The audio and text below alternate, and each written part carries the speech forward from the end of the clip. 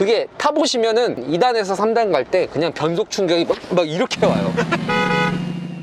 네, 안녕하세요. 저희가 이제 외관 리뷰를 마치고 실내에 탔는데 이창희 에디터와 제가 같이 앉아서 얘기를 해보도록 하겠습니다. 먼저 저희가 지금 타고 있는 차량은 쌍용 자동차의 렉스턴 스포츠 칸 부분 변경 모델이죠. 그리고 저희가 아까 전에 옆에다가 놓고 비교를 했던 차량은 코란도 스포츠인데 두 차량에 대해서 간단하게 비교를 먼저 해보도록 하겠습니다. 일단 파워트레인은 동일해요. 코란도 스포츠 초기형, 극초기형 같은 경우는 2.0L 디젤 엔진에다가 비트라 6단 자동 변속기가 적용이 됐었는데 악명이 높았죠. 비트라 6단 자동 엄청 높아요. 네, 비트라 6단 자동 변속기에 대한 불만이 엄청 많았어서 중기형에는 2.0L 디젤 엔진에다가 메르세데스 벤츠의 5단 자동 변속기를 넣어줬어요. 너무 안 좋다 보니까 비트라 6단 변속기. 근데 그 5단에 대한 그 불만도 좀 있었죠. 너무 오래된 변속기다 보니까 최후기형 저희가 구매한 코란도 스포츠에는 엔진을 2.2L 디젤 엔진으로 바꾸면서 비트라, 메르세데스 벤츠 이 변속기가 아닌 아이신 6단 자동 변속기를 넣어줬고, 그래서 이 렉스턴 스포츠를 출시를 할 때 동일하게 적용을 해서 파워트레인 자체는 코란도 스포츠랑 동일합니다. 대신 출력이 9마력 2토크가 올랐습니다. 다이나믹한 변화는 아니지만 그 정도의 출력의 변화가 있다라고 생각을 하시면 될 것 같아요. 이 파워트레인이 왜 중요하냐면 제가 제 경험담을 통해서 말씀을 드릴 수 있을 것 같아요. 이게 지금 저희가 타고 있는 게 렉스턴 스포츠죠. 뭐 그 전 모델은 코란도 스포츠가 있겠고, 그 전 모델이 액티언 스포츠라고 있어요. 뭐 이렇게 장수풍뎅이처럼 생긴 게 제가 그거를 20살 때 첫 차로 샀었어요. 그걸? 네, 첫 차로? 네, 정신 나갔었죠.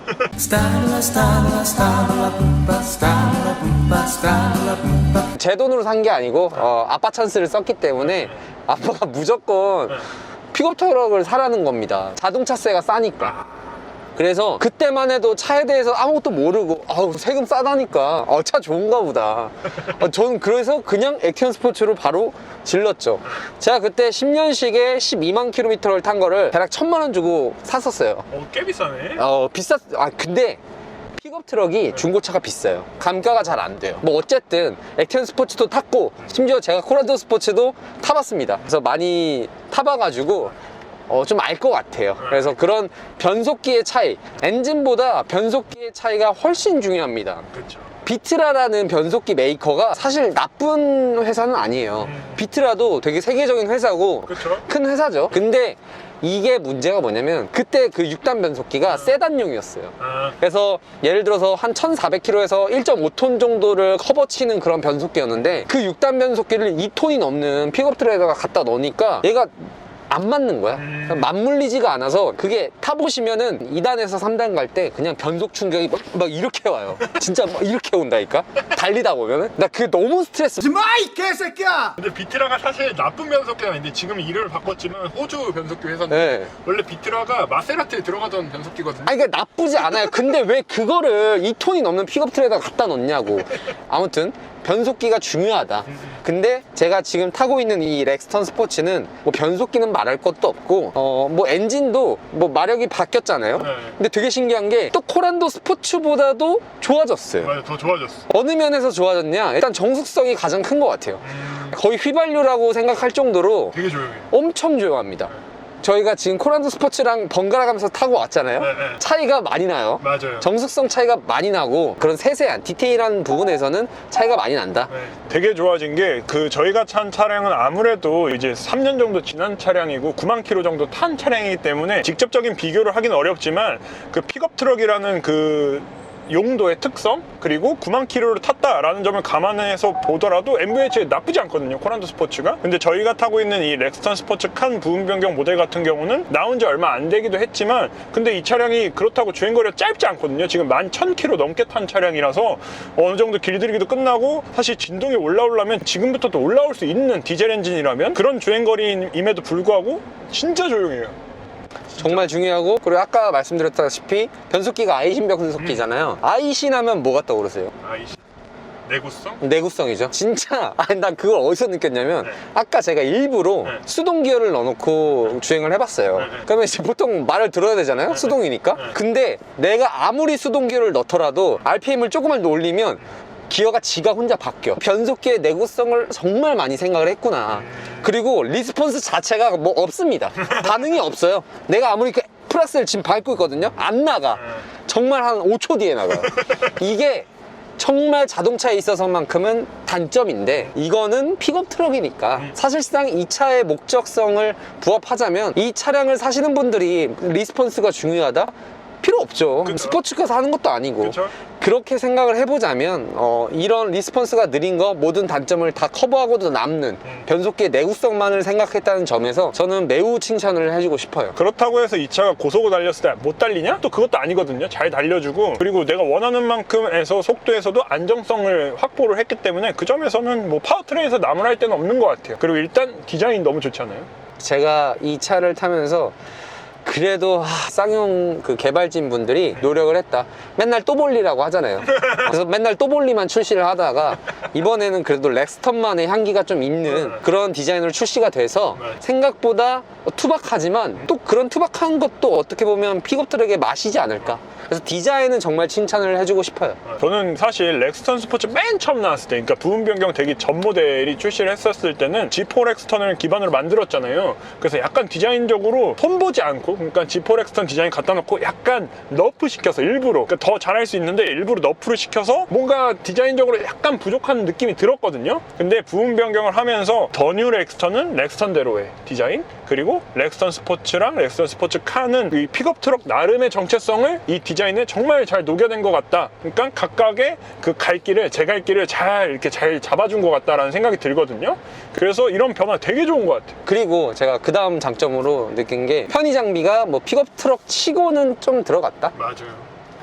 사실 이렇게만 놓고 보면은 SUV하고 비교하자면 조금 부족해요. 근데 이 동급의 픽업 트럭도 있잖아. 직접적인 비교를 하기엔 가격 차이가 너무 많이 나긴 하지만 뭐 콜로라도나 레인저나 아니면은 뭐 더 높게는 글래디에이터까지 비교를 해보면 각자 나름대로 개성은 있지만 렉스턴 스포츠만의 장점이라고 하면은 역시나 국내 소비자들을 정조준 타겟으로 하고 있다라는 점이 느껴지는 게 편의 장비 구성인 것 같아요. 다 들어있어요. 콜로라도나 레인저나 뭐 글래디에이터 뭐 이런 모델들에는 전혀 절대 찾아볼 수가 없는 통풍 시트. 이거는 지금 너무 덥거든요. 지금 네. 너무 더운 지금 같은 날씨에는 아주 선녀 같은 옵션입니다. 뭐 그리고 액티언 차주였던 사람으로서 말을 하자면 2열 착장감도 훨씬 좋아졌어요. 등받이의 각도가 액티언은 거의 뭐 벌쓰는, 약간 생각하는 아이, 생각하는 의자, 뒤에 앉으면 약간 벌쓰는 것 같고, 내가 뭘 잘못했지? 말하면서 이런 느낌이 있었는데 렉스턴 스포츠로 가면서 훨씬 많이 좋아졌다. 인체공학적으로 이게 이건 너무했지 라는 정도였는데, 그래도 지금은 그 전 모델에 비하면은 2열 착자감이 좋아졌다는 부분에서 그 점도 칭찬을 해주고 싶어요. 그리고 마지막으로 제가 렉스턴 스포츠 칸을 보면서 좀 매력적이라고 느꼈던 부분이 가격 구성이 괜찮아요. 그러니까 솔직히 뭐 디자인 뭐 많이 바뀐 건 아니지만 뭐 범퍼 바뀌고 헤드라이트 안쪽에 패턴도 좀 바뀌면서 또 어느 정도 그 전 모델과 대비 그래도 확실하게 바뀌었다라는 인식은 주잖아요. 근데 가격적인 측면에서 상승률이 그렇게 크지가 않아요. 그래서 이 점은 정말 잘 가져갔다. 차는 감성이랑 가격이 가장 중요하다고 생각하거든요. 근데 픽업 트럭에서 감성? 무시할 수 없는 부분이죠. 근데 감성은 포드, 뭐 지프, 뭐 그런 브랜드들이 감성을 챙기는 거고 5천만 원이 넘어가니까. 그렇죠. 엄청 비싸죠? 근데 쌍용은 아무래도 그렇게 가기에는 좀 부족하잖아요.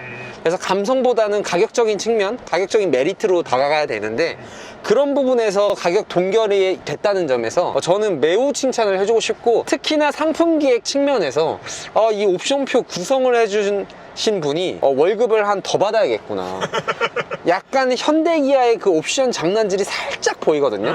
그러니까 약간 소비자들로 하여금 기분 안 나쁠 정도로 장난을 살짝 했어요. 이게 왜 여기다 묶어놨지? 막 이런 건 있거든요. 근데 용인할 정도고, 거기다가 가장 좋은 건 다이내믹 패키지라고 오프로드를 가시는 분들을 위해서 묶어놓은 패키지가 있어요. 그게 아마 130만 원 정도가 돼요. 근데 그게 사실 밖에 나가서 하면 300만 원 그 이상을 주고도 갈 수가 없는 부품들이거든요. 그런 걸 생각을 해보면 그래도 이런 가격적인 구성, 패키지 구성, 그런 거는 정말 많이 생각을 했구나, 뭐 이렇게 생각을 해서 이렇게 장점을 말씀드리겠고, 그렇죠. 장점만 말하려고 여기 온 건 아니잖아요. 단점도 있죠. 분명히 있죠. 쌍용이라는 회사가 단점이 있을 수밖에 없어요. 왜냐면 돈이 없거든. 그렇죠. 돈이 없거든. 네, 개발하려고 막 하려면 돈이 많아야 되잖아요.